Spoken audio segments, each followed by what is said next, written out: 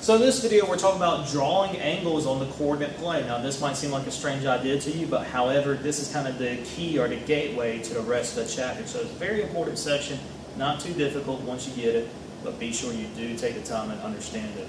So an angle is formed by two rays that have a common endpoint called the vertex. And we can generate any angle by fixing one of these rays called the initial side.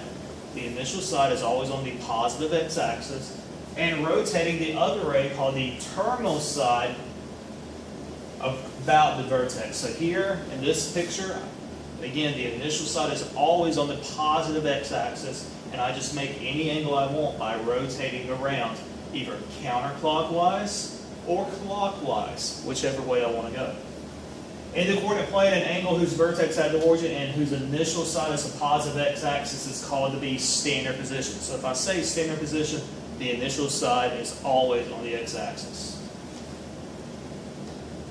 Alright, the measure of an angle is determined by how much and the direction in which we rotate from the initial side. So it's positive if you rotate counterclockwise, and it's negative if you rotate clockwise. I know that might be counterintuitive, but just remember, counterclockwise is positive, clockwise is negative angles.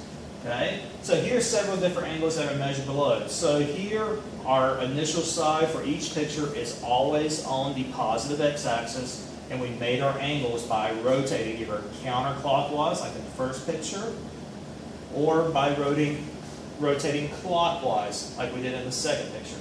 Also, we can rotate around as many times as we need to make big angles. So for instance, in the third picture, I rotated around twice to make an angle of 510 degrees, but if I measured that with a protractor, it would be equivalent to 150 degrees. Okay, so just keep that idea in mind, because that's going to be important to us later on. And here, the biggest thing to remember again, counterclockwise is positive, clockwise is negative. And that's it for this video. Let me know if you got questions.